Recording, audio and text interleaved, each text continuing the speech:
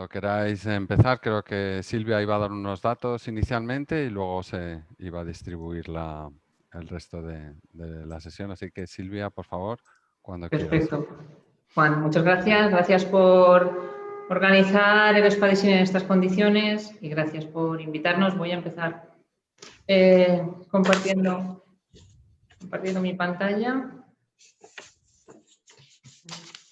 Vicky Escandel tenía que moderar esta mesa, no va a poder estar por un asunto que parece que se está solucionando felizmente en cualquier caso, pero bueno, nos transmite sus saludos y sus disculpas.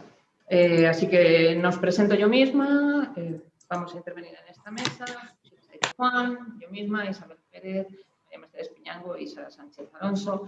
Y la estructura de la mesa redonda es como tenéis ahí. En primer lugar, yo intentaré de plantear el puzzle, lo que hemos llamado el puzzle, que es la variación de ser estar seguida de adjetivo, no solamente en ese español estándar, sino en varios dialectos, sino en todos los dialectos del español.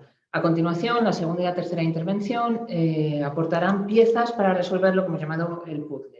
Isabel Pérez Jiménez hablará de la relevancia de las clases léxico-sintácticas de adjetivos y después María Mercedes Piñango de la relevancia de los requisitos contextuales para describir y explicar la variación.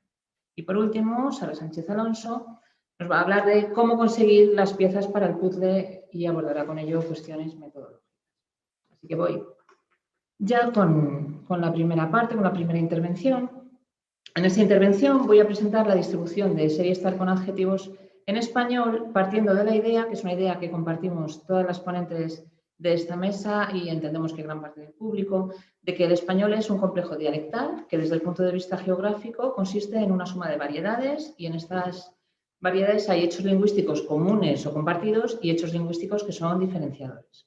Adoptamos, por tanto, una perspectiva de que existe un conjunto de estructuras compartidas por todas las áreas hispanohablantes, que podemos llamar español general o español estándar, y algunas estructuras que no son compartidas y que pueden acotarse geográficamente. Pero lo que es importante es que en ningún caso estas variedades puedan ni deben considerarse desviaciones de una variedad considerada central o prototipo. Voy a comenzar, pues, presentando el paradigma de distribución de serie estar con adjetivos compartido en las distintas variedades del español. Y mencionaré muy brevemente cuál es la propuesta más extendida a día de hoy para explicar ese paradigma. Y a continuación, lo que mostraré rápidamente es ese conjunto de datos no compartidos que nos obligan necesariamente, como mostrarán mis compañeras, a enriquecer la descripción del fenómeno y a revisar su explicación teórica. Así que vamos ya con el paradigma compartido, que probablemente conoceréis muchos, si no todos. Bueno, el paradigma que voy a presentar es un paradigma común a todos los dialectos, o lo que es lo mismo, las posibilidades de combinación de serie estar que voy a presentar a continuación pueden producirse y son juzgadas como gramaticales por cualquier hablante de español. De ahí que vaya a presentar ejemplos de Colombia, México, Cuba, español europeo, etc. Tenemos los ejemplos de uno, que son adjetivos no calificativos, que cuando se usan como predicados aparecen solamente con ser y son, por ejemplo, los adjetivos relacionales. ¿A las dos les gusta la danza? Sí. ¿Y es regional? Sí, folclórica. No podemos decir en ningún dialecto está regional. En segundo lugar, tenemos los adjetivos, los participios adjetivales y los adjetivos perfectivos, que son adjetivos que expresan el estado resultante de un proceso que afecta al sujeto de predicación. Y estos aparecen solamente con estar también en todos los dialectos del español. Podemos decir todos estaban muy asustados o todo eso está lleno de árboles, pero no todo eso era lleno de árboles.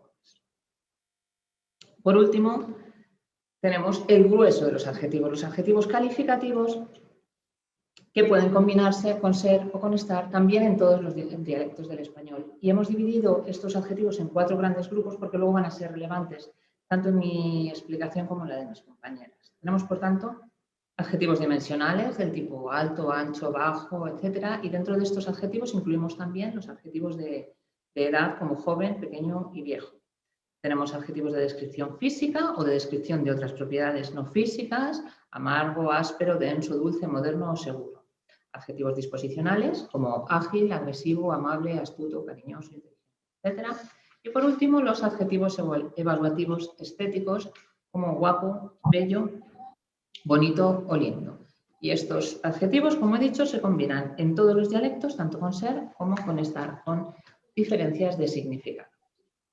Los ejemplos de 3 y 4 lo muestran. En el ejemplo de 3, por ejemplo, mi mamá físicamente es más o menos gordita, canosita, blanquita, es de lo más linda de Colombia. Y con estar, el mismo adjetivo, creo que es bonita, ahora está un poco gordita porque, bueno, porque parió. Un problema que mencionará después Sara Sánchez Alonso es que el hecho de que existan simultáneamente usos compartidos y no compartidos hacen que la búsqueda en los corpus suponga un problema para el investigador porque a menos que el contexto sea muy explícito, no sabemos si nos estamos encontrando ante un caso del paradigma compartido, digamos, o un caso de lo que se llama en la bibliografía, sobre todo en sociolingüística, de estar innovador. Es el caso, por ejemplo, de 4B. Bueno, en 4A tenemos inseguros con ser y en 4B tenemos inseguros con estar. Hace más o menos, bueno, los 4 años aquí, hace que llegamos, estaba un poco más inseguro. Tenemos dudas de que se trate de un caso, de un estar innovador, digamos, un estar solo propio de algunas variedades, o sea, un caso que sí, de estándar. Bien. Este paradigma, incluyendo la diferencia de significado que hay, por ejemplo, en los ejemplos de 3 y de 4, se ha ligado generalmente a la diferencia entre predicados de individuo y predicados de estadio. Y esta diferencia, como todos sabéis, ha sido implementada teóricamente de distintos modos. El modo más habitual, el más extendido en la bibliografía, es la denominada teoría aspectual, que se trabaja en artículos como los de Luján, Marín, Clements o Camacho, entre otros. Y en esta teoría lo que se defiende, grosso modo, es que en las oraciones con estar la predicación se ancla a un momento espaciotemporal completo, que de modo que en estas oraciones la propiedad se atribuye a un estadio del sujeto. Y se sigue de ahí la interpretación de que la propiedad es o transitoria, o no permanente, o acotada, o que implica un cambio de estado del sujeto. Por el contrario, en las oraciones con estar no se produce este anclaje y la propiedad se predica de un individuo y no de un estadio, no de estadios del individuo. Sin embargo, o además de esto, hay de forma general en español casos en los que las oraciones con estar no se realiza una predicación sobre estadios del sujeto en comparación con otros estadios anteriores de ese sujeto. Por ejemplo, 5, ¿no? El ejemplo que tenéis en pantalla, el pantalón me está pequeño. En este ejemplo, el contraste o la comparación expresado por estar se establece en relación a otro argumento oracional, que en este caso es un experimentante, el me, o podemos asumir también que lo que sucede es que el grado en que se obtiene la propiedad que denota el adjetivo depende de la relación entre el sujeto, el pantalón, y otro participante, otro ente relevante en ese contexto, que en este caso es el que lleva el pantalón, el experimentante y el hablante, que es además la misma persona. En 6, los ejemplos de 6, por ejemplo, hablando de comida, lo que sobró de la noche, eso está buenísimo, está bárbaro, y los ejemplos de B y de C también. Lo que se hace en esas oraciones es establecer el contraste entre las expectativas del hablante sobre la adscripción de una propiedad a un sujeto y su percepción sobre esa atribución en el momento de la enunciación.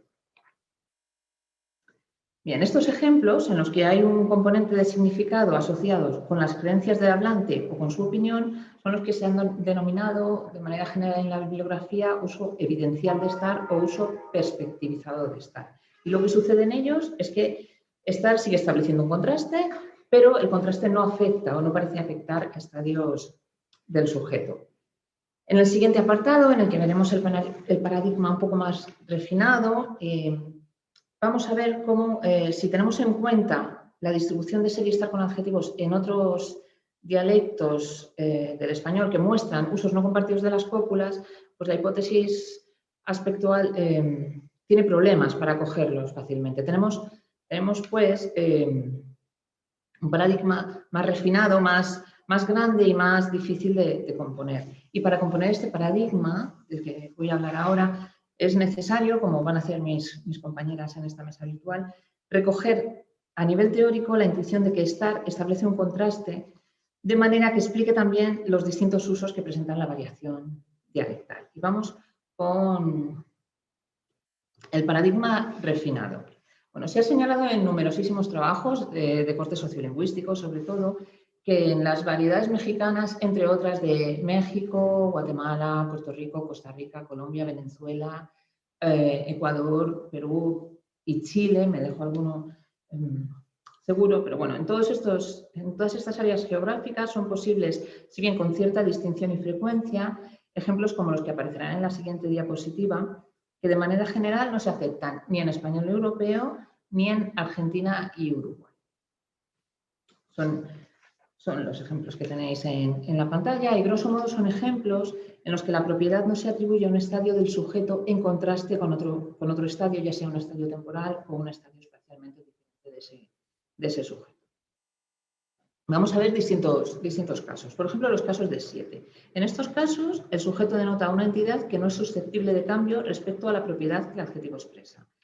Este tipo de ejemplos que tenemos en 7, el dueño de este lugar tiene otro en el centro que está más chiquitito, otro lugar, otro local, pongamos en el centro que está más chiquitito. Estos ejemplos no son posibles en el dialecto europeo, ni en Uruguay, ni en Argentina. Nótese que el lugar no es susceptible de cambio, entonces no puede hacerse más pequeñito o menos pequeñito.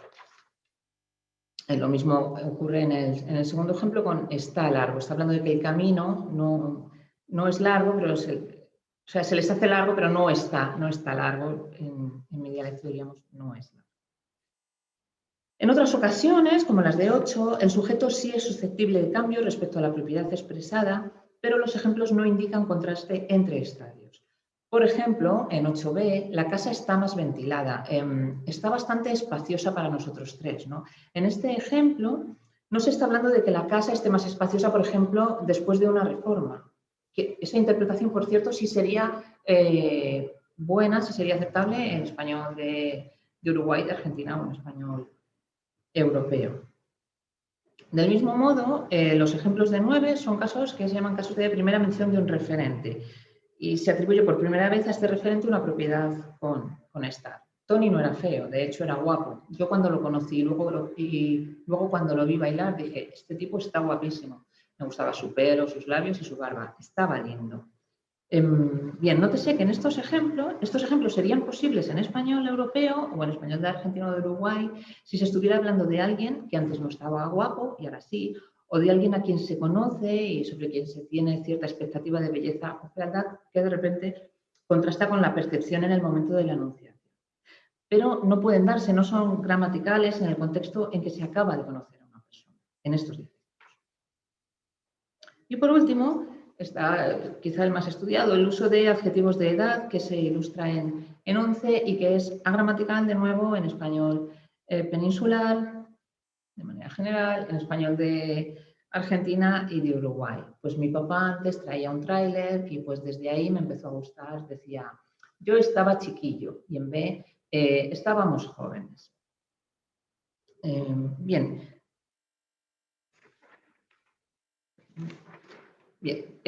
No obstante, los trabajos de De Jones y Malaber documentan algunos ejemplos, como los que tenéis en 12, en Málaga y en Granada, que son usos del estar que ellos llaman, Malaber y De Jones, entre otros, llaman estar innovador.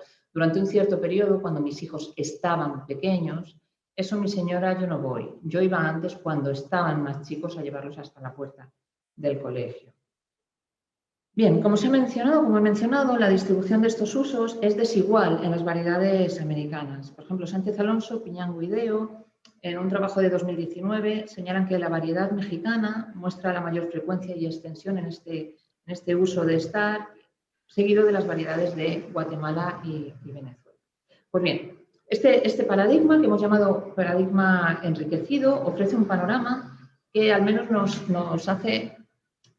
obliga a hacernos dos preguntas, ¿no? Que son las que tenéis en pantalla. En primer lugar, ¿cuáles son las diferencias empíricas en los modelos de aceptabilidad en las diferentes comunidades de hablantes en español? Y en segundo lugar, ¿qué propiedades semánticas o pragmáticas asociadas a los verbos ser y estar pueden explicar esta variación en su uso? O, lo que podemos decir de otra manera, ¿en qué plano se sitúan estos contrastes entre dialectos, o cuál es la base conceptual del uso de estar, o cuál es la semántica mínima de estar que permite explicar este paradigma complejo, refinado o ampliado que he mencionado brevemente. Y bueno, yo termino aquí mi intervención. El objetivo de esta mesa redonda es, a partir de lo que he expuesto, destacar algunos aspectos imprescindibles que constituyen piezas fundamentales para resolver este puzzle y para poder dar respuesta a las preguntas que he mencionado. Bien, en la intervención de Isabel se destacará el papel que tienen las propiedades léxico-semánticas o léxico-sintácticas de distintas clases de adjetivos a la hora de explicar este paradigma. En la intervención de María Mercedes, esta presentará un ejemplo de cómo la intuición de que estar establece un contraste se puede incorporar a nivel teórico y con referencia a las entradas léxicas de ser y estar, de manera que abarque también usos que presentan variación dialectal. Y en ambas intervenciones lo que van a hacer es intentar plasmar la idea de que la noción de contraste introducida en los acercamientos aspectuales tiene que entenderse de un modo más amplio para poder explicar la variación. Y por último, en la intervención de Sara Sánchez Alonso, esta presentará diferentes metodologías, más allá del estudio de corpus, que se puedan emplear para investigar la variación dialectal, utilizando como ejemplos los verbos copulativos. Así que sin más, dejo de compartir pantalla y le doy la palabra a Isabel. Nos vamos dando la palabra unas a otras, entiendo. Gracias, Silvia. A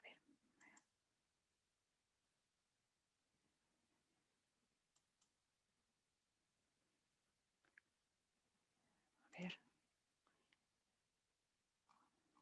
Ahí. ¿Veis mi pantalla, verdad? Se ve. Vale, bueno, pues como ha dicho Silvia, la idea que voy a intentar plasmar yo es que la clase léxico-sintáctica a la que pertenece el adjetivo en estos usos no compartidos es relevante para entender cómo se distribuyen los ejemplos en que no se contrastan estadios del sujeto. O sea, cómo se distribuyen, porque vamos a ver que los ejemplos se distribuyen en cuanto a su frecuencia y en cuanto a su extensión, y entonces creemos que las clases de adjetivos son relevantes para entender esa distribución y, en último término, la naturaleza de este patrón de variación. Bueno, para mostrar esto, vamos a exponer una serie de datos que concuerdan con los que existen en la bibliografía, o sea que las generalizaciones que vamos a presentar no son enteramente nuevas. Hay algún tipo de datos nuevos, pero bueno, hay generalizaciones que ya existían, pero las vamos a ilustrar con una base de datos que nosotras hemos construido de adjetivos en construcción con estar, y la hemos confeccionado de esta manera. Localizamos en el listado de 3.000 formas, bueno, en realidad el listado tiene hasta 10.000 formas más frecuentes, o sea, ítems léxicos más frecuentes en los corpus de la academia, sacamos los 3.000 primeros ítems más frecuentes y de ahí sacamos los adjetivos. Y lo que hicimos fue buscar los adjetivos en presea en construcción con estar. Y cada vez que encontrábamos un adjetivo en un uso no compartido, y la piedra de toque era nuestro dialecto de español europeo, o sea, cada vez que encontrábamos un uso que no era posible en nuestro dialecto, lo que hicimos fue localizar todos los ejemplos existentes en todas las variedades americanas de ese adjetivo en construcción con ser y con estar. Y entonces obtuvimos una base de datos de 1.868 ejemplos de ser y estar más adjetivo, de Chile, Colombia, Cuba, Guatemala, México, Venezuela, Perú, con muchísimos menos ejemplos, y solo encontramos 2 ejemplos en Uruguay, lo cual, bueno, pues concuerda con lo que ha dicho Silvia de que esta es una zona en que no existen estos ejemplos no compartidos, aunque hay 2 en el corpus. Y los hallazgos, las generalizaciones que no están cuantificadas, o sea que no hemos hecho ningún análisis cuantitativo sobre ellas, es que la clase de los adjetivos de edad es la que muestra una mayor aparición en los contextos no compartidos, o sea, en los contextos donde no se están comparando estadios del sujeto, en todos los dialectos, en todos. O sea, los ejemplos del tipo de 6 y hoy, eso hoy es la Casa de la Cultura de Salvador Allende y Castilla. Ahí trabajé yo como 6 años estando mi hijo chiquito. En este ejemplo, en que no se está hablando de un cambio en la edad del niño, pues este es el tipo de ejemplo más extendido en tanto a su frecuencia de aparición dentro de cada área dialectal, o sea, de cada país, porque presea acota países, como dentro de cada área. Este es el tipo de adjetivos más extendido en este uso no compartido. Le siguen los adjetivos evaluativos de belleza, del tipo, en ejemplos del tipo de 4, ¿no? Donde el hablante, que es una mujer, está recordando cómo su padre conoció a su esposa. Y dice, en ese momento se encontraba en el jardín. Mi padre se quedó mirando, detuvo el coche, es que como lo veo en la mitad de mi pantalla, a ver, perdonad, voy a recuperar. Detuvo el carro y lo primero que dijo, esa gallega tiene que ser para mí, porque qué hermosa, qué bella está. Bien, este es un ejemplo en el que no se están comparando estadios de belleza de un referente que el hablante acaba de conocer. O sea, no está diciendo que antes no estaba bella y ahora está bella, y no está hablando de una hipótesis alternativa sobre la belleza de un referente que no conocía. Bien, le siguen bastante lejos, ya en frecuencia y en extensión, otros adjetivos evaluativos del tipo de duro, suave o importante, como en 9, ¿no? En 9, leo 9. Chamo, vente para tu casa, ¿no viste el mensaje? Te mandé un mensaje ahorita, que hay un primo tuyo herido. Y yo, verga, ¿qué está pasando? Y entonces yo, bueno, vamos a esperar un ratico a ver. La clase estaba muy importante y yo estaba preocupado. La clase estaba muy importante. Este es un ejemplo, es el único ejemplo de importante en todo el corpus que aparece con estar. No hay otros usos con estar, todos los demás son con ser, y es un uso no compartido, o sea, es un uso agramatical en el español europeo. Y además el sujeto es un evento, o sea, el evento es una clase semántica que no admite estadios, por lo tanto aquí no pueden estarse comparando estadios del sujeto de ninguna manera. Bien, todavía por detrás de los evaluativos de belleza, con menor frecuencia y menor distribución geográfica, están los adjetivos de dimensión, de tamaño y de otras propiedades, como ejemplos del tipo de 11, ¿no? Donde se está hablando de una planta de cosechado y procesado de algodón. El ejemplo dice, cualquiera de los algodoneros que está ahí se las compra, pero que les den precio, un buen precio. Sí, porque está buena esa planta, está muy grande también. Está moderna, pues, y tiene mucha velocidad, puede sacar muchas pacas. Bueno, ahí hay tenemos 3 usos con estar. Aquí el que nos interesa son los 2 últimos, donde tenemos un adjetivo de tamaño, está muy grande, aplicado a una entidad cuyo tamaño no ha podido cambiar, y otro adjetivo de propiedad como moderna. Y el estatuto de modernez o antigüedad de la planta de cosechado tampoco es lo que se está valorando, o sea, no se están comparando estadios del sujeto. Con todavía menor extensión, frecuencia mínima y una superacotación geográfica, solo en México, Guatemala y Cuba, hemos encontrado adjetivos adverbiales que se predican de eventos o de clases, que son entidades semánticas que, como he dicho, no tienen estadios. Por ejemplo, 12. Vendedor rutero no es un trabajo estable. ¿Por qué? Primero, por la situación que está viviendo Guatemala, que los asaltos están muy frecuentes.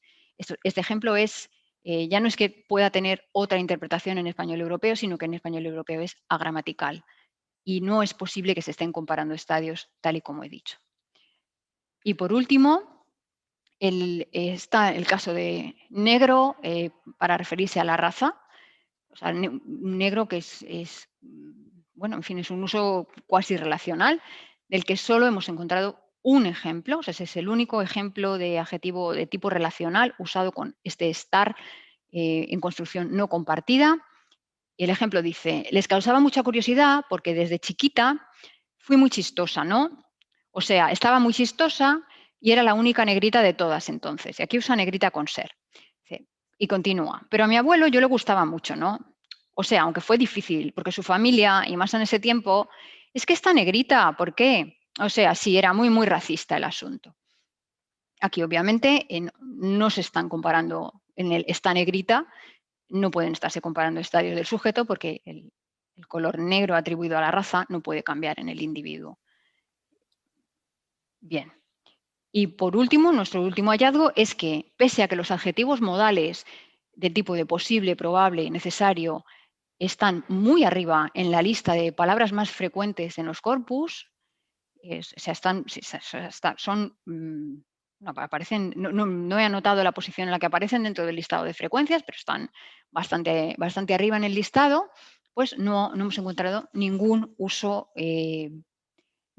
con estar en estas variedades que admiten estos usos que no son compartidos. Por supuesto, en el español europeo está posible o está probable son agramaticales, no es que tengan otra interpretación, sino que directamente son agramaticales.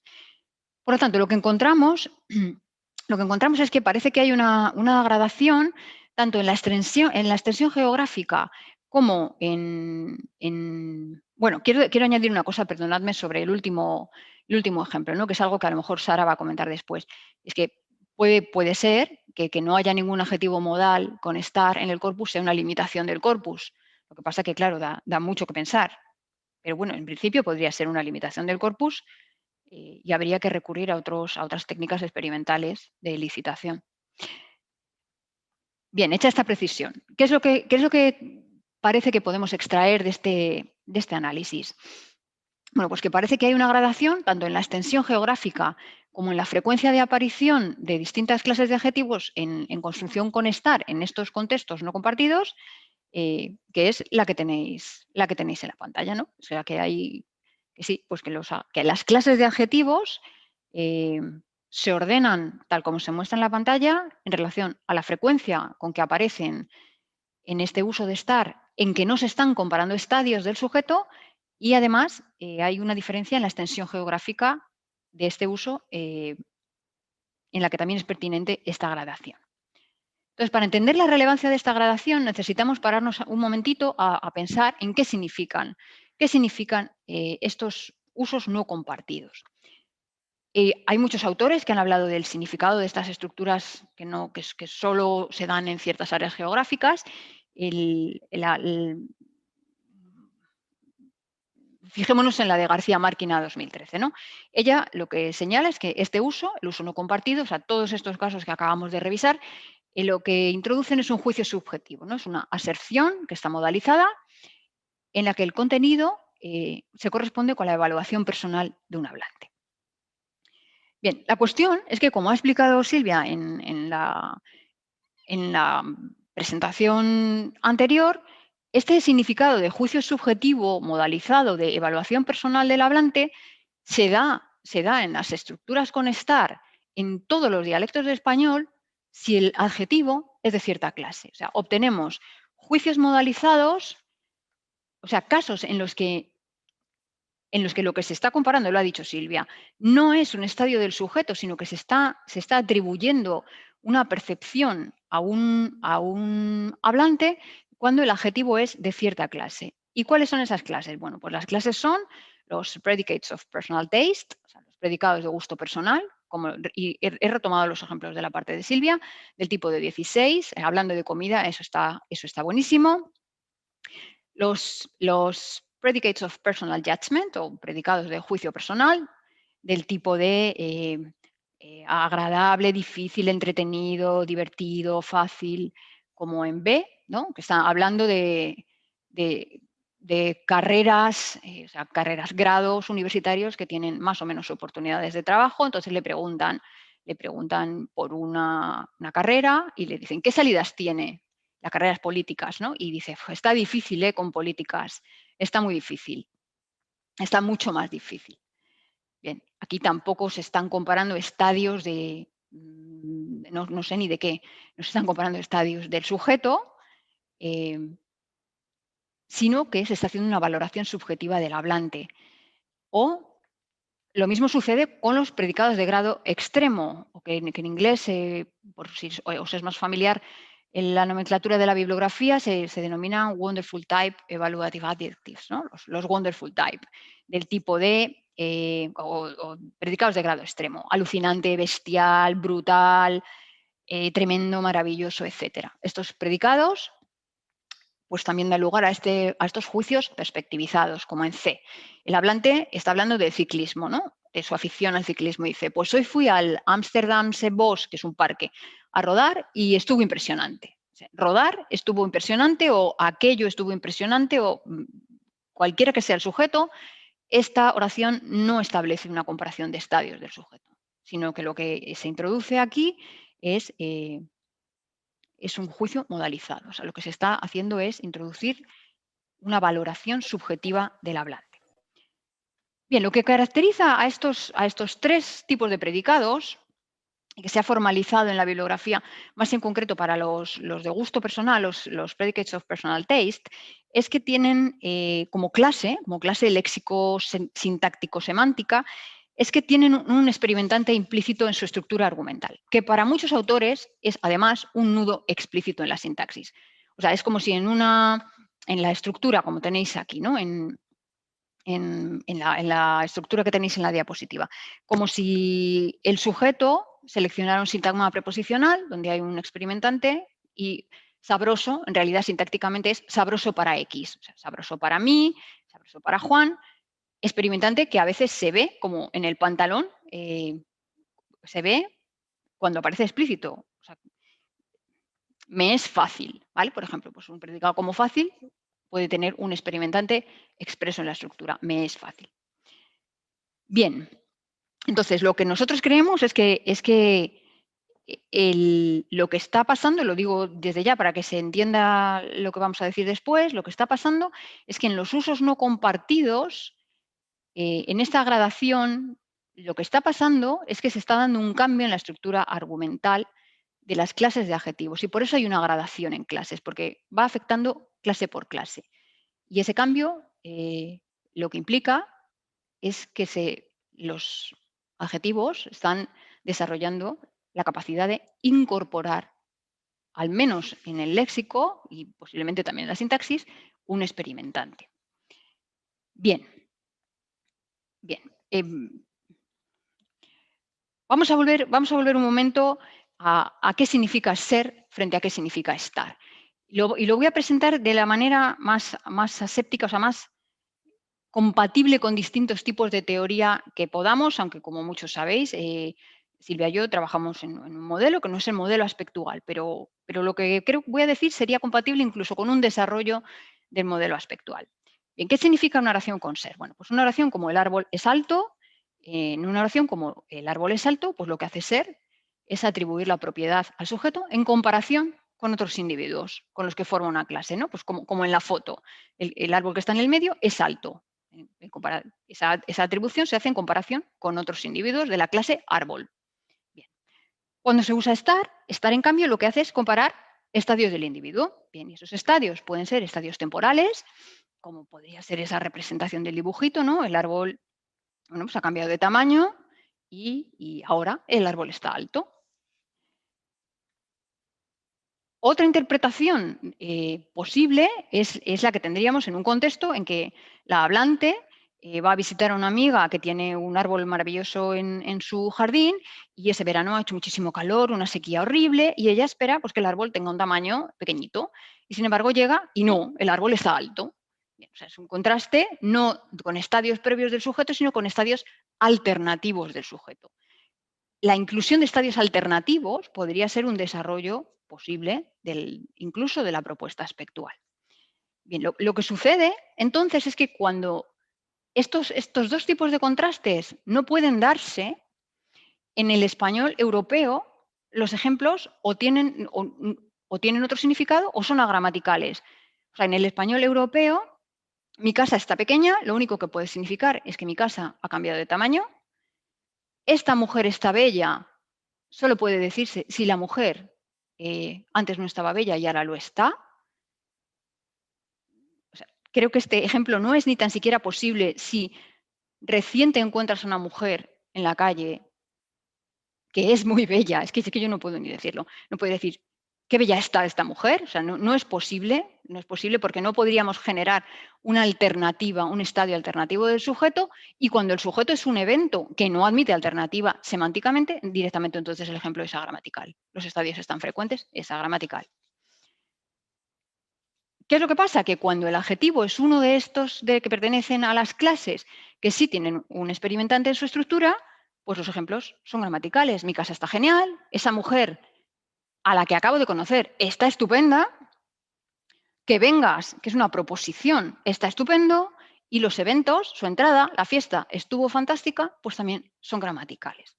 Entonces, ¿qué es lo que pasa aquí? Pues que el contraste que establece estar no se está generando a partir de estadios del sujeto, sino que se está generando a partir de percepciones del hablante. O sea, que el contraste de estar es un contraste entre la percepción del hablante de la propiedad en el momento de la enunciación, o sea, en el índice de evaluación respecto al que se juzga la oración, y otros posibles juicios que se podrían haber emitido en otros mundos alternativos respecto a esa entidad. Bien, aunque esta idea no se entienda muy bien, la idea es que los estadios del sujeto no son la entidad que se está comparando, sino que lo que se está comparando es las percepciones del hablante o los juicios del hablante.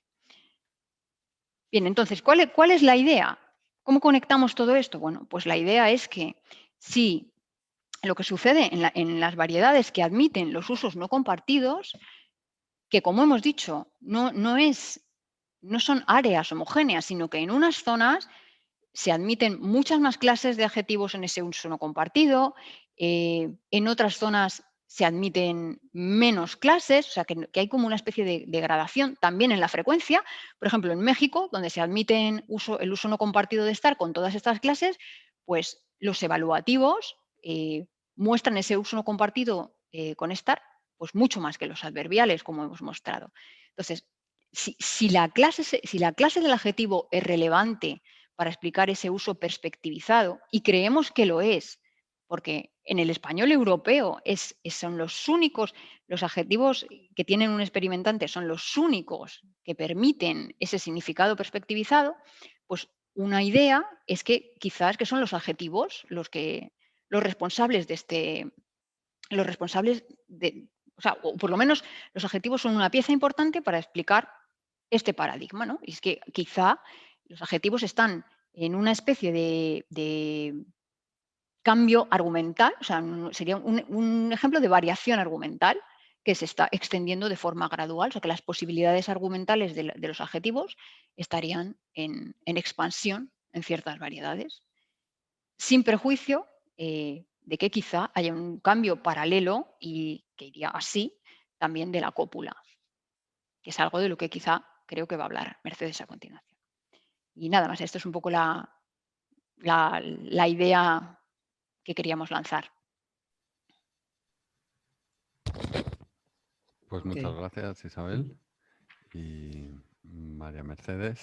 Sí, cuando quieras. ya comparto.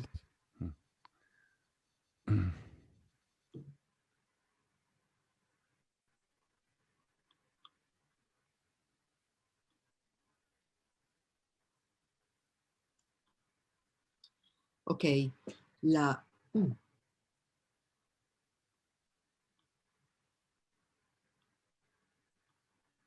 un momento. No me quiso compartir.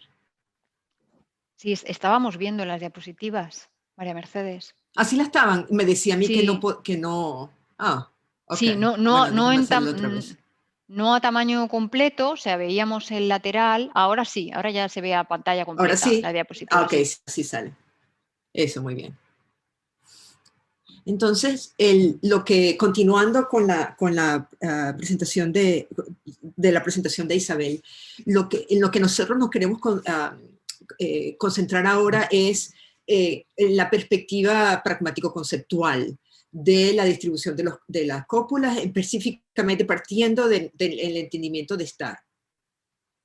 Y para eso, okay. Y para eso empezamos con esta pregunta muchísimo más general, que es, ¿cuál es la conexión entre el sistema lingüístico y el sistema cognitivo que permite que los significados lingüísticos puedan desarrollarse en el niño hacia el adulto, variar entre comunidades de hablantes y cambiar sobre tiempo? Entonces, en esto lo que queremos decir es que estamos utilizando el estudio del sistema copular para entender esta conexión entre el sistema lingüístico y el sistema cognitivo. Y eso esa posibilidad parte de la idea que el sistema cognitivo, que el sistema copular se presta para un entendimiento pragmático conceptual, que es un espacio que puede conectar estos dos sistemas. Déjenme explicar un poco más qué queremos decir por esto. Santa Bárbara bendita. No me cambia la cosa. Ok.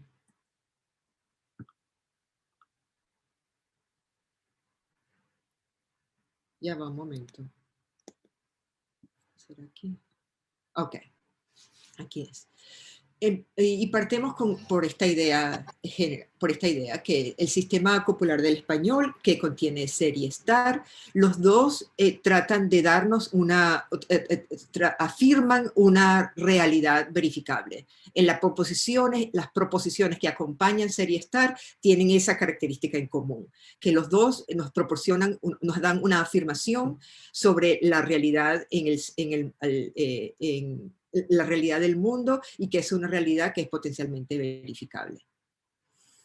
La idea generalizada, y de la cual partimos originalmente Sara Sánchez, Ashwini Deo y yo, era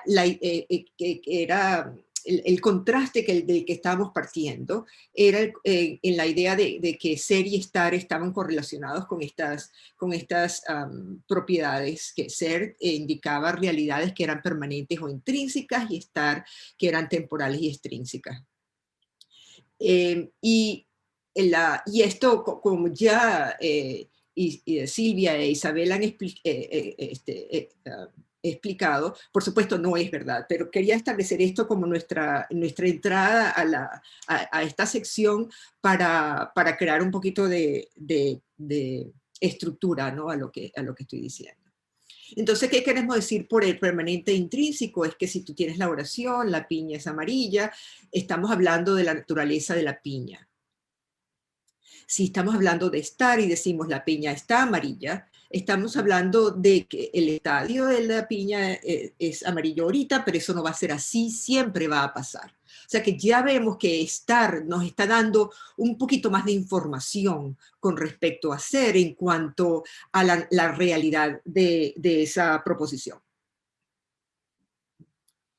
Ahora, si vemos con más detenimiento el uso de estar, nos damos cuenta rápidamente que esta idea de que estar, de este contraste entre ser y estar en cuanto a temporal y permanente, no funciona. Entonces, por ejemplo, si tú tienes la oración, Ana está de cocinera, que no son usos adjetivales, un uso nominal, pero sustantivo, pero también entra dentro de los que nosotros hemos investigado. O Claudia está alta, el relleno está suave, por el relleno de una panqueca en este caso, o la cortina de baño está corta. Nos damos cuenta de que ninguno de ellos son temporales, y que cuestionablemente se podrían decir que son extrínsecos. Sin embargo, todos están usados con estar. Entonces ya de plano, ya partimos de la observación de que a menos la temporal y extrínseco de una forma específica, la idea más general que tenemos no da para, o sea, una idea coloquial, si se quiere, una definición coloquial de temporal y extrínseco no da para explicar los usos de estar. Y lo que eso nos da es otra posibilidad de explorar, y es el uso el uso de estar indica que la realidad, como la estamos percibiendo o explicando en un momento específico, no tiene por qué ser así. ¿Qué queremos decir con esto?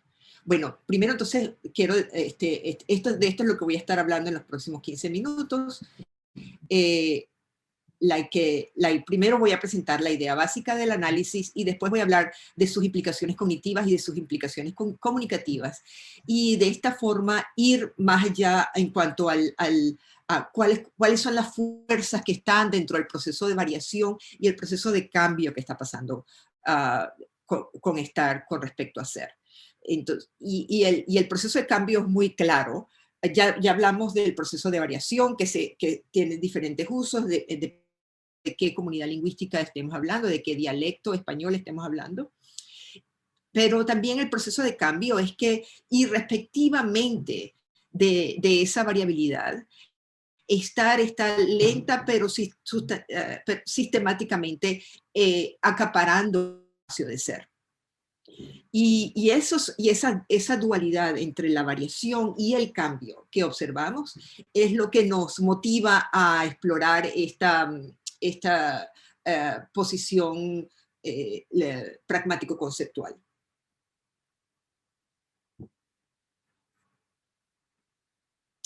Antes de seguir, quería mostrar el grupo de investigación que a través de varios años ha estado detrás de toda esta investigación.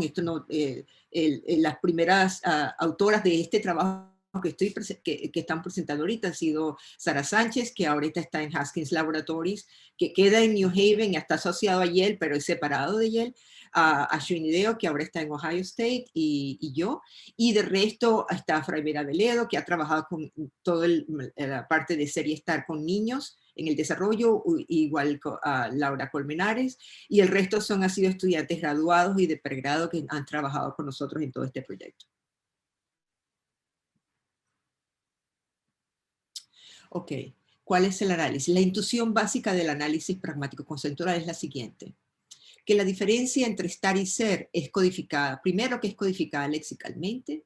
Ser y estar tienen el mismo contenido de verdad condicional, y aquí soy yo traduciendo truth conditional, que los dos hacen el mismo tipo de afirmación con respecto a sus condiciones de verdad, pero que difieren, ser y estar difieren solo con respecto a la presencia de un contenido presuposicional que estar tiene y que ser no tiene.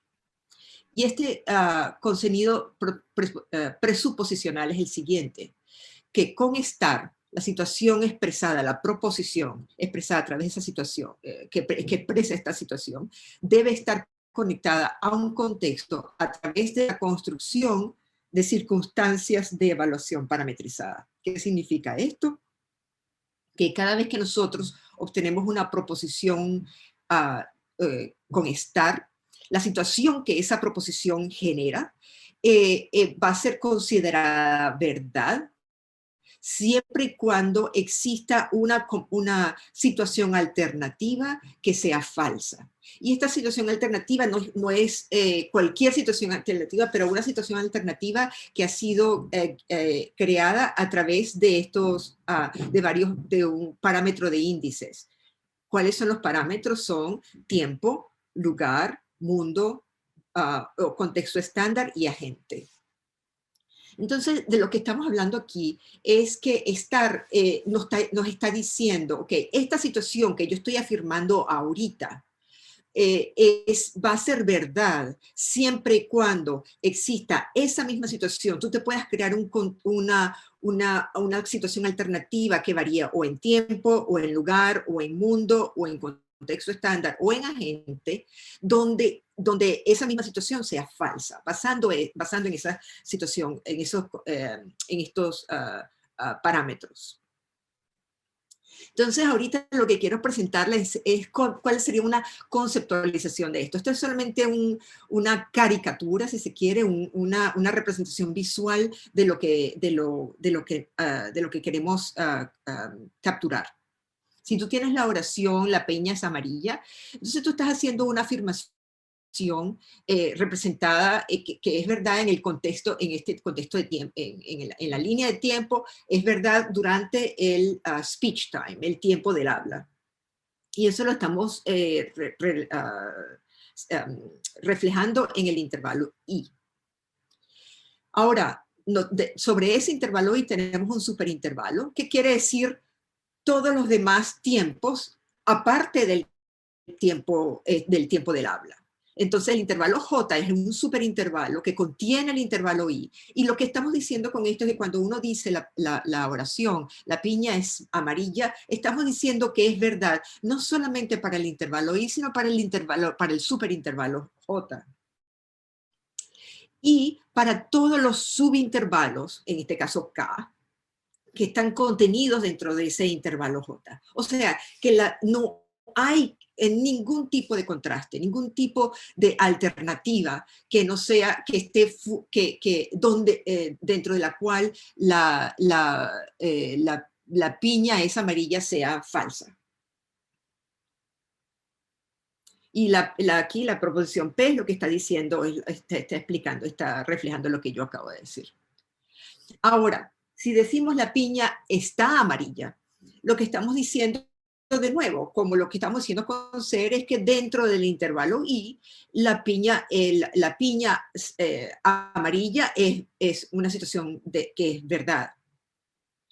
Pero aquí estamos diciendo, y eso es lo que decimos, y estamos diciendo que a lo largo del tiempo de habla, esa es la realidad, y eso es lo que decimos con los subintervalos J.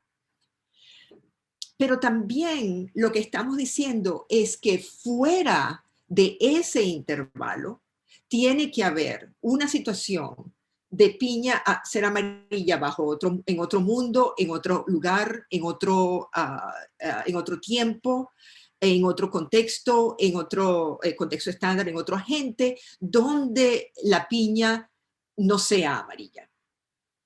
O donde el hecho de que la piña sea amarilla es falso. Y eso es lo que estamos reflejando aquí en esta última figura. Es que entonces nos está hablando, en el proceso de referirse, de establecer las condiciones de verdad sobre un tiempo específico, nos está pidiendo que, digamos, que fuera de ese contexto, de ese tiempo específico, todo lo demás, tiene que haber una situación donde sea falsa. Y que en contraste, ser nos está diciendo que en todos los momentos, en todas las situaciones, en todos los tiempos, en todos los lugares, la situación expresada, la proposición expresada con ser es verdad. Entonces déjenme darles algunos ejemplos. Por ejemplo, tenemos el parámetro a través de los diferentes parámetros. Con el parámetro de tiempo, si decimos la piña es amarilla, nos estamos refiriendo a un tipo de piña. Mientras que cuando estamos hablando de la piña está amarilla, estamos hablando, la inferencia que estamos sacando de ahí, que es relativo al proceso de maduración. ¿Y por qué esa es una inferencia posible? Porque estamos diciendo que si la piña es amarilla ahorita, debe haber otro tiempo, puede haber otro tiempo en que la piña no sea amarilla. Y ya por aquí empiezan a ver que estos parámetros, que el adjetivo en este caso no dicta cuál parámetro utilizar, porque puede ser también que en Venezuela las piñas aparezcan como amarillas, pero que en otro lado, piñas de otro lado del mundo aparezcan como de otro color, por cualquier otra razón. Y entonces si yo digo la piña está amarilla, quiere decir, y estoy utilizando, por ejemplo, el parámetro de lugar, quiere decir que en otras circunstancias, o en el parámetro del mundo, que en otras circunstancias la piña no va a ser amarilla. Que el hecho de que la piña sea amarilla va a ser falso. Si yo digo la carretera es ancha o está ancha, utilizando el parámetro de lugar, cuando digo que es ancha, quiero decir que es relativo al ancho de las carreteras. Entonces es una verdad absoluta. Mientras cuando está hablando de que está ancha, está hablando puedo estar expresando que es relativo a otros tramos de la misma carretera, o mi experiencia con otras carreteras. Pero en el momento de que estoy hablando de parámetro de lugar, estoy hablando en realidad estoy refiriéndome específicamente relativo a otros tramos de la carretera. Si estoy hablando del proceso contextual, y aquí ven dos pies entrando en unos zapatos que no entran de verdad, estamos diciendo que si yo digo la expresión los zapatos me son pequeños o me están pequeños, cuando digo los zapatos me son pequeños, estoy hablando de este tipo de zapato, de un tipo de zapato específico, pero si yo digo los zapatos me están pequeños, la inferencia que yo saco de ahí es que está relativo al tamaño de mi pie. Si yo digo la Capilla Sixtina es hermosa o está hermosa, utilizando el parámetro de agente, cuando digo ser, estoy hablando desde una perspectiva neutral o absoluta. Eso es una característica de la Capilla Sixtina, que sea hermosa. Pero si uso estar, yo estoy hablando de la perspectiva del hablante. O sea que estos casos que ya Isabel había mencionado antes con respecto a la perspectiva subjetiva del hablante, entran dentro de esta conceptualización del uso de estar, basado conectado con el uso del parámetro de agente. Entonces, ¿cuáles son las implicaciones cognitivas del uso de estar? Y aquí esta es la parte en la que nos queremos concentrar, porque es la que nos permite empezar a explicarnos por qué el proceso de variación y más que todo por qué el proceso de cambio. Entonces, como ya hemos dicho, el uso de estar crea un perímetro de separación entre la situación expresada y alternativas falsas asociadas a los distintos parámetros de evaluación. La aceptabilidad de estar depende del contexto, y el contexto dispara la construcción de alternativas relativas a parámetros de evaluación. Por eso es que depende del contexto. No porque sin contexto no sea aceptable. Como sabemos, hay situaciones donde el uso de estar es aceptable en algunos dialectos sin un contexto específico. Pero este uso parametrizado, donde el contexto permite indicar al oyente cuál es el parámetro sobre el cual se va a crear la alternativa falsa. Entonces, desde ese punto de vista, el contexto es útil. Y esta es una consecuencia. Y la segunda consecuencia es que la presuposición adicional de estar la hace informacionalmente más rica. O sea, el usar estar no solamente te da la afirmación de la verdad de la proposición que se está expresando, sino te está diciendo que te está abriendo una ventana un poco más amplia, donde te dice, ok, y esto es verdad ahorita, porque no es verdad en otras situaciones, en otros tiempos, en otro lugar, basado según la opinión de otros, en el caso de agente. Entonces, este añadido informacional que tiene estar, porque como sabemos, como lo dije anteriormente, estar contiene esta presuposición. Esto es algo que está codificado lexicalmente. Da estas otras dos ventajas. Y la primera ventaja, que nosotros la llamamos en inglés Attention Seeking Device, en español lo busqué como dispositivo de creación de atención, es que el perímetro de estar, ¿qué queremos decir por eso? Es que el perímetro que estar crea permite al hablante traer la atención del oyente a la situación lingüísticamente explícita. ¿Qué queremos decir por eso? Que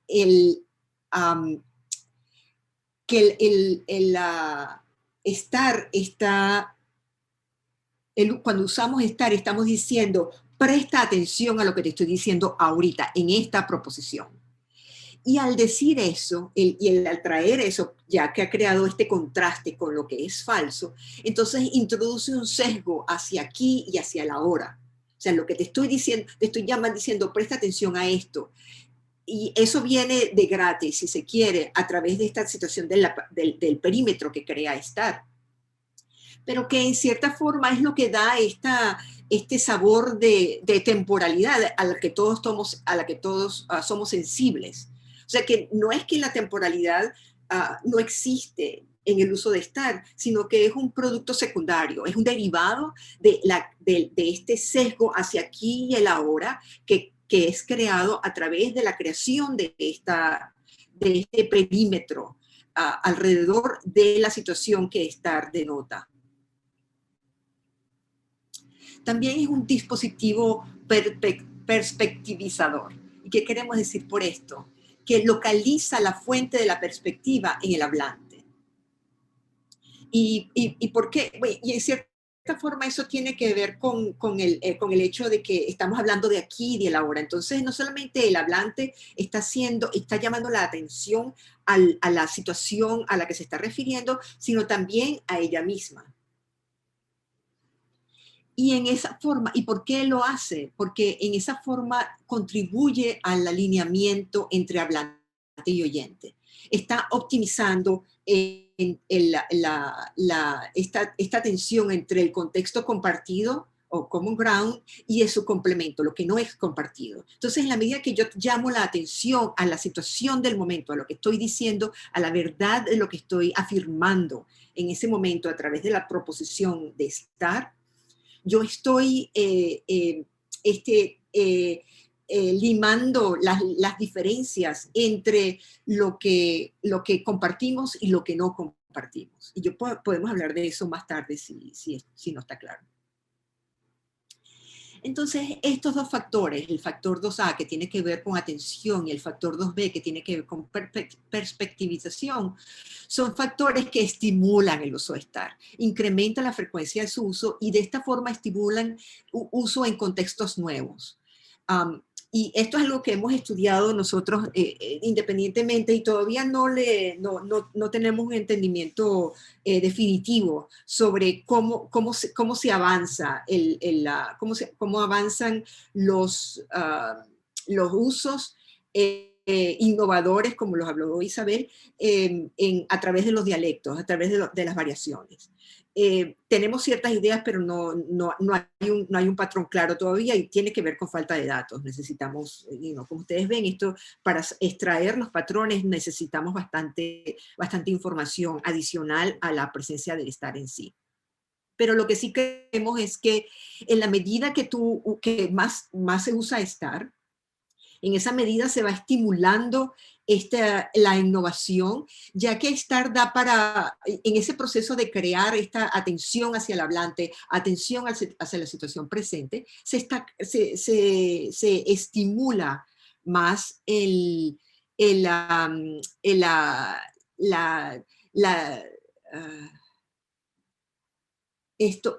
uso que está localizado o que está llevado al individuo y a la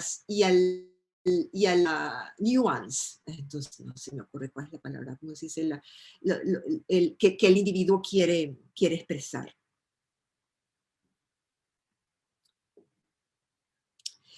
Por otro lado, y esta es la fuerza, entonces lo que le acabo de explicar, lo que le acabo de decir es la fuerza que promueve el uso de estar.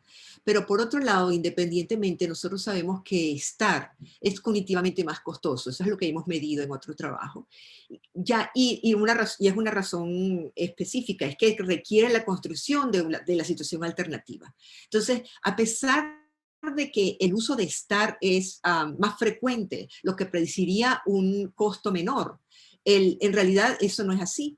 Y cuando nosotros medimos estar a través en tiempo real, vemos que es más costoso. Y la explicación que le estamos dando hasta ahora es porque en el momento que tú tienes estar, tú tienes que crear, tú tienes que satisfacer la presuposición y esta satisfacción de la presuposición requiere la construcción de la situación alternativa acorde a los parámetros de los que hemos hablado.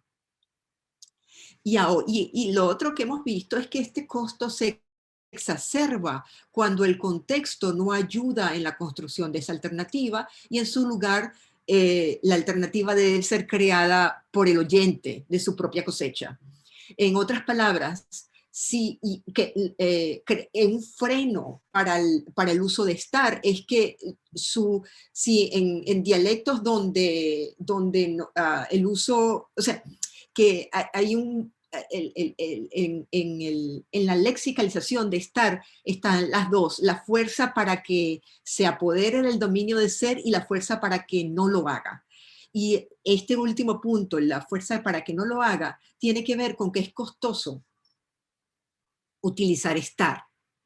Y que si estamos en una comunidad de hablantes donde el estar no ha tenido mucho contacto con usos innovadores, o la innovación por otras razones socioculturales, qué sé yo, que no se está dando la fuerza que observamos. Por ejemplo, este uso de estar de agente está mucho más observado mucho más en mujeres que en hombres, es observado mucho más en habla coloquial que en habla no coloquial, en habla formal, es observado mucho más en habla oral que en habla escrita. Entonces, si tenemos una situación en la comunidad lingüística donde el habla coloquial, el habla oral y el habla de mujeres no sea tan frecuente, entonces ese uso no va a alcanzar la frecuencia suficiente para contrarrestar el costo cognitivo que lleva el usarlo. Y entonces para concluir esta exposición, lo que estamos viendo es una situación donde la lexicalización de estar tiene no solamente raíces gramaticales, como las estaba explicando Isabel, con respecto a la distribución sobre los adjetivos, el peso que tiene su expresión en la clase de adjetivos, sino también conexiones con la estructura conceptual, que sí es verdad que está basado en este proceso de presuposición, y con la estructura comunicativa, que tiene que ver con que el impulso que da usar estar va dado su propia riqueza lexical, o sea, te da más por menos, pero a la vez la contrafuerza de que implica un costo cognitivo cada vez que lo vas a procesar. Y ahora vamos a Sara. Sí. Muchísimas gracias, María Mercedes. Qué agradable es escuchar tu acento, la verdad. Sara, por favor, tu turno. Vale, veo que vamos un poco justos de tiempo. Son las 11, bueno, perdón, aquí no son las 11:13. Allí son las... ¿Qué horas son allí ahora? Las 5:13. 5:13. No sé si vamos a tener mucho tiempo para preguntas. Podría cortar la mía unos 10 minutos como máximo, pero para dejar un poquito de tiempo. Pero creo que entera no la voy a poder hacer. Bueno, voy a mirar el tiempo y veo si en 10 minutos la puedo hacer, ¿vale? Venga, muy bien. A ver, voy a compartir pantalla.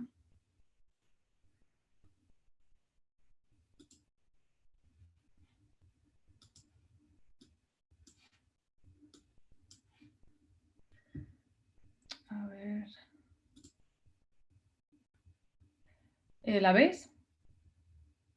Sí, me podéis hablar porque ahora mismo no os veo a vosotros, como la tengo en Presenter Mode. Sí, se ve. ¿Se ve? Perfecto, vale. Bien, pues eso, voy a echar un vistazo al tiempo para no pasarme.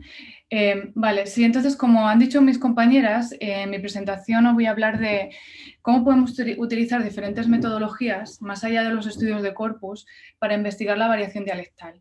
Y voy a utilizar como ejemplo los verbos copulativos. Como muchos de vosotros sabéis, los estudios de corpus tienen muchas ventajas. Entre ellas voy a mencionar algunas. Por ejemplo, sirven como evidencia de cambios a lo largo del tiempo. Se pueden comparar cambios a lo largo de los siglos. Los diferentes tipos de textos pueden incluir hablantes de edades diferentes, de diferentes clases sociales. Y también los usos se pueden observar en diferentes géneros literarios. Los estudios de corpus, como todas metodologías, tienen sus limitaciones y voy a mencionar algunas que son relevantes para la presentación de hoy. Entre ellas es que la mayoría de los corpus se basa en la lengua escrita, mientras que un número menor se basa en la lengua oral. Eso es sobre todo más cierto en estudios diacrónicos. Es difícil, con estudios de corpus es difícil capturar fenómenos en la lengua que están en proceso de cambio, ya que los usos tardan en incorporarse a los corpus. y sobre todo en casos en los que hay variedad dialectal, nos interesa saber cuáles son esos cambios que se están produciendo en la lengua oral. Y finalmente, como ya han mencionado mis compañeras, es difícil investigar la diversidad de contextos en que un mismo uso sería posible. Y aquí me gustaría centrarme en este último punto porque, como ya habéis visto en las otras intervenciones, el tipo de contexto en el que Zero Star aparecen es muy importante para su uso. Os voy a dar un ejemplo para refrescar la memoria de lo que quiero decir. Por ejemplo, consideremos el uso de estar con un adjetivo de edad, con Marcos está viejo.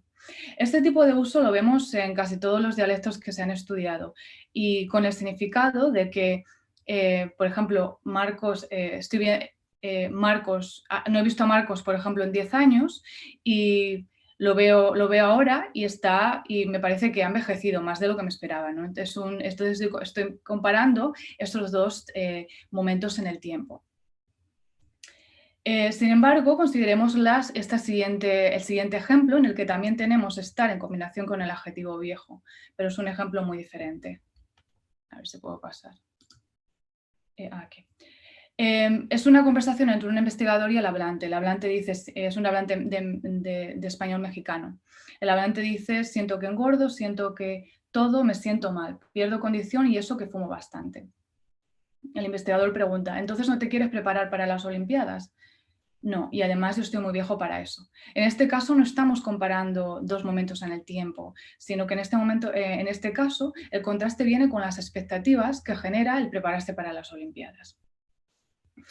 Entonces, y este uso es muy limitado en el español peninsular, en el español de Argentina, sin embargo es un uso muy común en el español de México o de Venezuela, por ejemplo. Entonces, este ejemplo de uso de estar sirve para ilustrar la dificultad de caracterizar el significado de estar cuando la información que tenemos del contexto es limitada, como por ejemplo en algunos casos ocurre en los estudios de corpus. Entonces, bueno, lo que tenía pensado hoy es, había estructurado mi presentación en tres diferentes puntos principales, le tendremos que acortar, ya veremos, pero lo que quería presentar hoy son diferentes metodologías que podemos utilizar para investigar variación dialectal y que sirven de complemento a los estudios de corpus. Quería centrarme en los estudios de procesamiento offline, como cuestionarios de aceptabilidad o tarea de relleno de huecos. Después me gustaría pasar a estudios de procesamiento en línea o a tiempo real, como la tarea de lectura autoespaciada. En este punto 2 no vamos a tener tiempo para tratar los resultados, así que si alguien está interesado, me puede escribir y puedo compartir las diapositivas. Y si da tiempo, voy a hablar muy brevemente sobre otro tipo de consideraciones, como es el tipo de muestra o de población. Empecemos entonces con los estudios de procesamiento offline. ¿Qué son los estudios de procesamiento online? Son estudios que nos permiten investigar preguntas relacionadas con el resultado del procesamiento. Es decir, el hablante está haciendo un juicio sobre una estructura lingüística que le estamos presentando. ¿Vale? No estamos analizando el procesamiento de la estructura en el momento en que está sucediendo, sino el resultado. Una de las ventajas de este tipo de metodologías es que nos permite manipular diferentes variables que consideramos influyen en la variación. Es decir, que en estos casos empezamos ya con una hipótesis en la que vamos a manipular el material que presentamos conforme a esa hipótesis. Otra gran ventaja, sobre todo en tiempos de pandemia, es que se pueden hacer muy fácilmente en línea y se pueden comparar muchas muestras dialectales. De hecho, ahora con la pandemia hay muchas plataformas online que nos permiten hacer este tipo de estudios. Y este tipo de metodologías se pueden dividir al menos en dos tipos. Tareas de comprensión, o sea, que analizan la comprensión del hablante, como son los cuestionarios de aceptabilidad, y tareas de producción, como puede ser, por ejemplo, la tarea de relleno de huecos.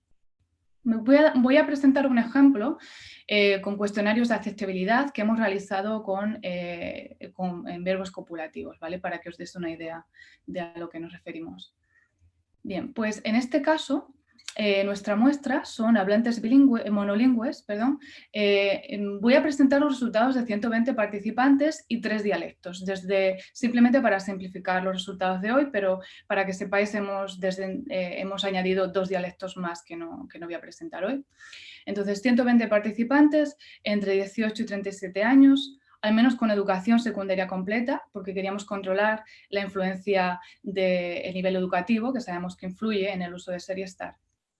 Los dialectos que incluimos en este estudio es el español peninsular, excluyendo las islas y hablantes bilingües, es decir, que hablantes de Galicia, País Vasco, de Cataluña, Valencia, Baleares, todo hablante que hubiera dicho que había crecido con 2 lenguas, no le podíamos hacer el cuestionario.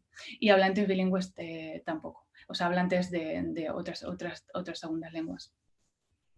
Incluimos también el español de Argentina, nos restringimos en este caso a Buenos Aires, y el español mexicano. En este caso incluimos hablantes de la Ciudad de México y estados colindantes.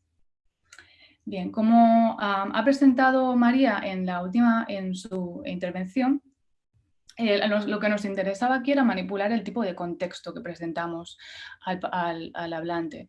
Y os voy a explicar, no tenemos mucho tiempo para mostrar diferentes ejemplos del material, pero para que os hagáis una idea, esto es lo que manipulamos. Todos los hablantes veían una frase que estaba presentada bien con estar o con ser. Por ejemplo, Claudia está, es alta y la ropa le queda muy bien. Y lo que a nosotros nos interesa, entonces, un dato importante es a tener en cuenta que todos los adjetivos que nosotros incluimos en este cuestionario se podían combinar con ser, es decir, que por defecto la preferencia sería ser. Y lo que nosotros estamos midiendo en este estudio es si manipulando el contexto podemos aumentar la aceptabilidad de estar con este tipo de adjetivos. ¿Cómo manipulamos el contexto? Como María ha mencionado antes, hay contextos que sabemos favorecen el uso de estar. Son tipos de contexto que crean este tipo de situaciones alternativas que contrastan con la realidad actual. Por ejemplo, Claudia mide solo 1,5 metros, bajita pero lleva tacones. Es un uso favorecedor de estar porque en este caso sabemos que el llevar tacones va a hacer a la persona más alta. ¿Vale? O sea, entonces va contra la expectativa de Claudia, quien es baja, pero hoy lleva tacones. Esperamos que ese uso favorezca estar, que ese contexto favorezca el uso de estar. En contraste, un uso neutral, como sería siempre pensé que Claudia debería trabajar como modelo, y presentábamos la frase.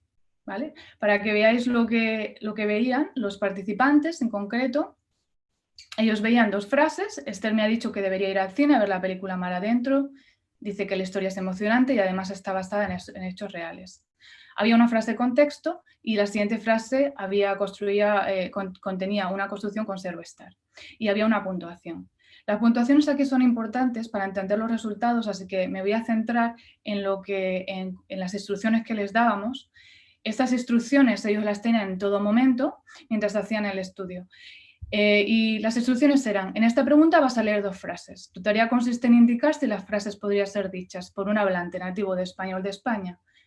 Claro, en el caso de argentino sería Argentina o México, español de México.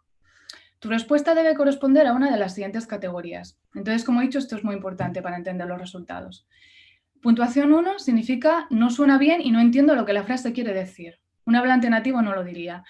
Es decir, que una persona extranjera lo podría decir, pero definitivamente no está bien dicho. Número 2, no suena bien, aunque entiendo lo que quiero decir, un hablante nativo no lo diría. Es decir, puedo entender en general lo que la frase quiere decir, pero definitivamente no se diría, es gramatical. Número 3, no estoy seguro, suena bien, pero no estoy seguro de si un hablante nativo lo diría. Es decir, aquí es cuando los hablantes expresan duda, no es gramatical, pero no estoy seguro realmente si esto se podría decir. Número 4, entiendo lo que la frase quiere decir y puede quedar ligera o no. En este caso sería, por ejemplo, un caso en el que la comunidad de hablantes lo dice, pero no estoy seguro de que yo lo diría. Y 5, definitivamente sí, entiendo la frase perfectamente y yo mismo la diría. Es decir, perfectamente la podría decir, completamente gramatical. Bien, vamos a los resultados. Bien, y aquí los resultados voy a presentar simplemente los resultados con estar en la presentación de hoy. Entonces, si nos centramos en el gráfico, vemos que tenemos la puntuación del 1 al 5, como he dicho, y los tres tipos de dialectos. Y cuando vemos en naranja, vemos el uso el contexto favorecedor de estar. Es decir, las frases con estar que estaban precedidas por un uso que favorecía, que creaba esas alternativas que contrastan con la realidad actual. Y lo que vemos es que en los 3 dialectos está por encima de 3, es decir, que es un uso que definitivamente los hablantes están oyendo. Esto contrasta con con ese mismo uso de estar cuando presentamos un contexto neutral, en el que los mexicanos sí aceptan que sería un uso que se podría oír, pero los peninsulares y argentinos indican que es un uso que es dudoso, que incluso no se podría decir. Entonces, como resumen, lo que vemos es que en todos los dialectos, cuando presentamos un contexto que favorece el uso de estar, las puntuaciones aumentan con respecto a el mismo uso precedido por un contexto neutral. Y en el español mexicano lo que observamos es que en general estar tiene mayor aceptabilidad, independientemente del contexto. Y además se observa mayor aceptabilidad de estar en contextos neutrales en comparación con los dialectos peninsular y argentino. ¿Vale? Entonces, como he dicho, como vamos cortos de tiempo, no voy a presentar en detalle los experimentos de procesamiento en línea, simplemente lo que voy a mencionar aquí es que este tipo de metodologías nos permiten investigar si las diferencias dialectales se observan a nivel de procesamiento. Es decir, ya no estamos pidiendo que al hablante haga un juicio gramatical, sino que mientras lo está procesando, nosotros estamos midiendo, nuestra variable está midiendo ese tipo de procesamiento. Este tipo de metodologías son particularmente útiles para investigar cambios lingüísticos en progreso, sobre todo esos cambios que sabemos que se están produciendo en la lengua, pero que son muy difíciles de capturar a través de juicios gramaticales o en corpus. Y sobre todo son muy importantes para capturar diferencias que pueden aparecer primero a nivel de procesamiento y después en juicios gramaticales.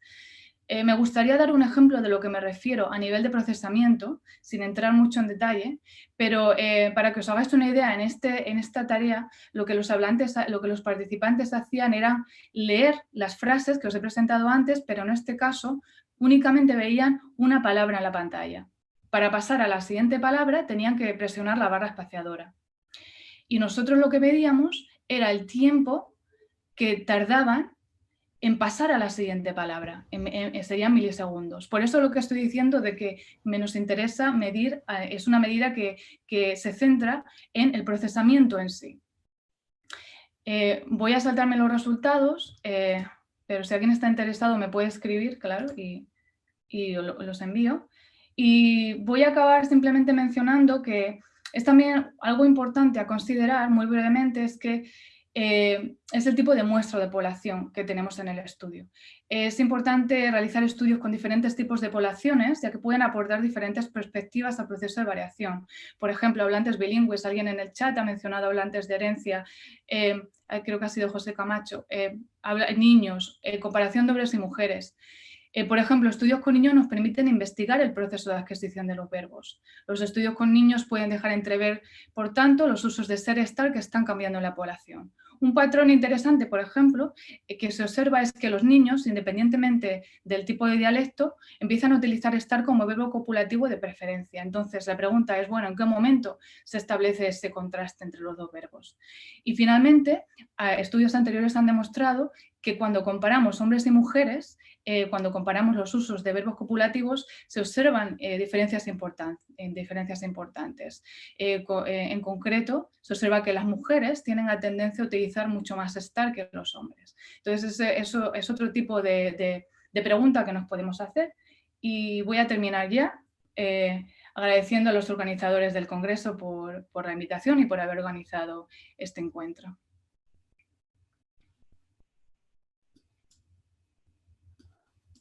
Pues muchísimas gracias. No sé, Cristina, así que como se alargaba, han ido respondiendo las preguntas en el chat, pero no sé si queréis aprovechar para hacer alguna precisión antes de terminar esta primera sesión de las cosas que se han comentado por ahí. ¿Alguna de las 4?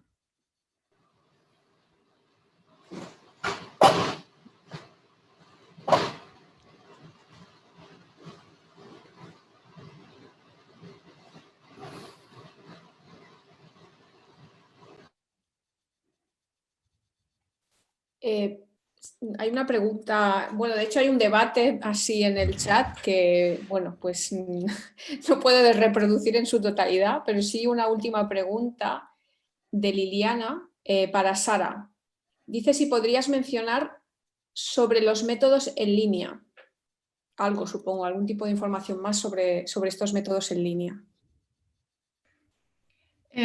Sí, o sea, bueno, no sé si quiere que presente alguno de los resultados o en general hablar de tipos de métodos en línea. Un momentito, Porque a no ver presenta si... uno de los resultados, Sara. Presento los resultados rápido. Sí, Vale. rapidito. Vale, bueno, pues voy a compartir entonces de nuevo.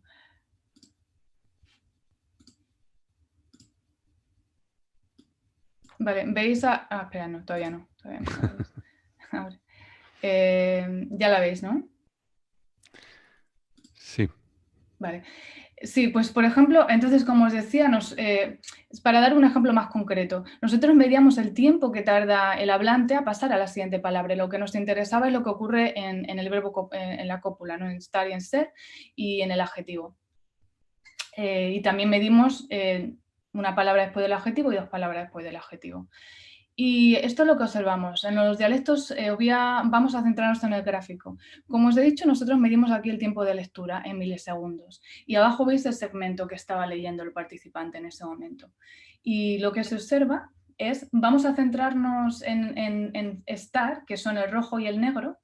Lo que se observa es que cuando estar está precedido por un contexto neutral, un contexto que no favorece su uso, vemos que el tiempo de lectura aumenta en ambos dialectos, en comparación con el uso, cuando presentamos el contexto que favorece el uso de estar, ¿no? Y esto hay que recordar que es exactamente la misma frase, lo único que varía es el contexto. Con ser no vemos diferencia, independientemente del tipo de contexto. Y lo que es algo muy interesante es que cuando vamos al dialecto mexicano, que son los resultados, no vemos ningún tipo de diferencia en tiempo de lectura. Es decir, que lo que este tipo de estudio nos deja ver es que los dialectos, los hablantes de español peninsular y argentino están haciendo algo diferente durante el procesamiento. Es como si les costara más procesar ese tipo de frase cuando hay un contexto neutral, mientras que los mexicanos, a pesar de ser susceptibles a ese tipo de contexto, porque como me he visto en el cuestionario, sí son susceptibles, a nivel de procesamiento no hay ninguna diferencia, ¿no? Entonces eso es lo que, muy brevemente, lo que este tipo de estudios nos dejan ver, ¿no? A nivel de procesamiento, qué es lo que está ocurriendo. Como vemos en el español mexicano, si nos centramos a nivel de procesamiento, están haciendo exactamente lo mismo, ¿no? A pesar de que sí se observan diferencias según el tipo de contexto, ¿no? Espero que eso haya respondido a la pregunta. Sí, bueno, pues muchas gracias. Vamos a tener que dejarlo aquí porque se nos ha echado un poco el tiempo encima. Muchísimas gracias, ha sido muy interesante. Muchas gracias a las 4 y bueno, espero que podamos tomarnos esa cerveza que queda pendiente para el futuro.